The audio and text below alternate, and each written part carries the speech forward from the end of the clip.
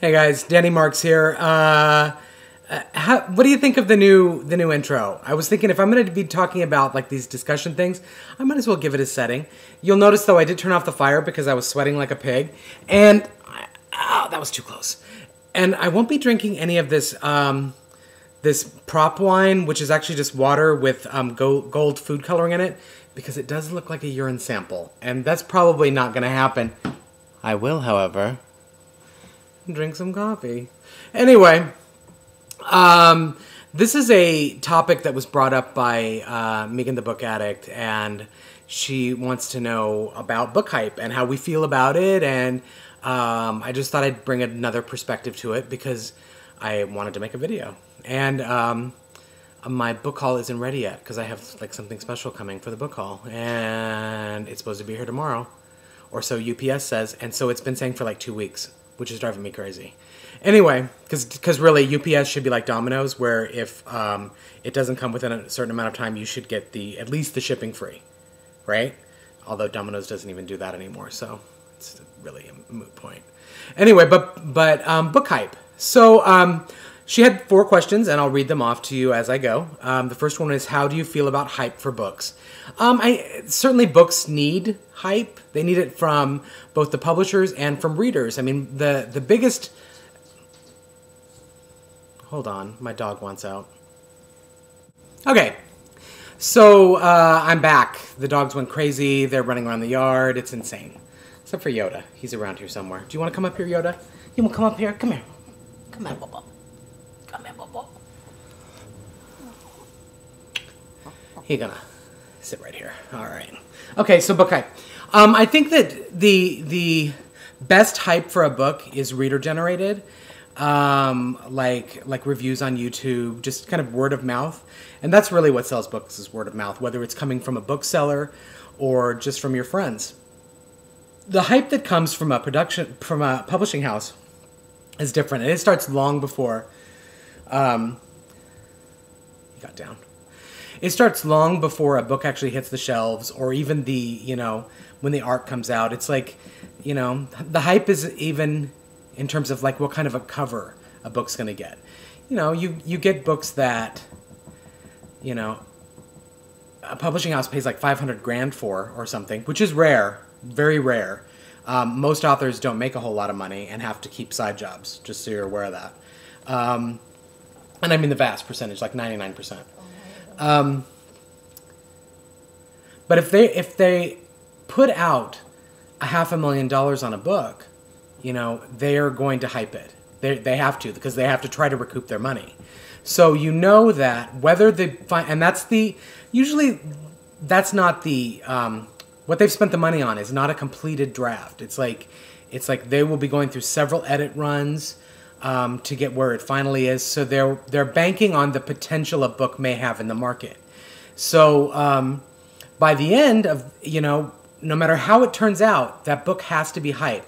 That's why that's why it can come out, different ways. I mean, it can be disappointing because they thought that the author might be able to pull a rabbit out of their hat by the end of the book, and it didn't happen. Or it may turn out like fantastic. There was a lot of hype around, give me some names, like Across the Universe, and that turned out to be, worthy.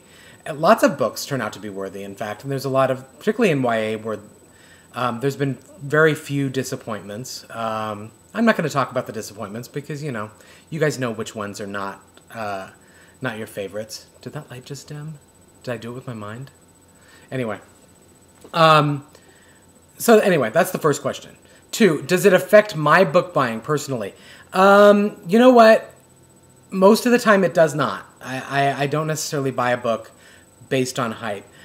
It will probably put the book in my hand at some point while I'm at the bookstore. But I would never buy a book based on the hype that I hadn't picked up and read the first few pages. And I've talked about that before, that's one of my big book buying things, is that I have to read the first few pages and get a tip or clue from the writer that I'm going to like their voice. Which is something you totally can't get from reading the blurbs on the back of the book or the synopsis of the book, because that's not written by the writer. Let's see. Does it just cause disappointment? Does hype just cause disappointment? I don't think so. I think for the most part, the books that they do a lot, the publishing houses do a lot of hype for, and that people online hype up, I think are decent books. I don't think you're going to be so disappointed that you want to throw them across the room. I guess that if they're in the case of being too much hype, which is question number 4, could too much hype be a bad thing? I guess that's the case. I mean, if there were an instance where the book was purchased by the publisher at a really high advance rate, and regardless of how the book turned out, they needed to make money off of it, they would certainly push it into New York Times bestseller range. And when I say that, don't for a second think that the publishers don't choose which books are going to be New York Times bestsellers. It seems like it's a reader-based thing that book buyers determine it, but there's a lot of factors that go into it, and it's usually in conjunction between the publishers and the booksellers, the bookstores themselves, and the buyers in New York, which books are going to be pushed to be New York Times bestsellers. That's the case. And then there are, of course, those ones that come from behind, but and right out of the blue, but those are pretty rare. Anyway, I think that's about it. It could be a bad thing, I guess, in that sense. But if you're listening to your friends and you're taking advice from reviewers that you trust, and you know that they like similar things as you, I'd say that 90% of the time you're not going to go too wrong. But I can see how the hype would be aggravating. My dogs are staring at me. Do you want to see them? Oh my god, you'll totally see my dirty floor. There they are. Lindsay! Oh, nose. She's upset. Now, of course, it's their fault that the floor is dirty. It's their fault that window's dirty. Make me upset. Anyway, that's my fireside chat for the week. I'll be recording a book haul tomorrow.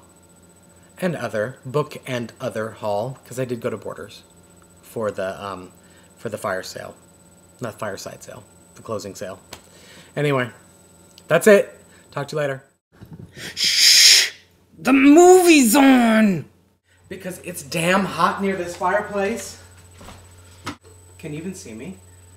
Do I need better lighting? Have I fallen into bad lighting? The questions that she asked are, number 1, and I'll just list them out here, except I don't remember them, so I'm gonna have to look them out. This is I found myself to be awfully sweaty, and I'm just not gonna do that.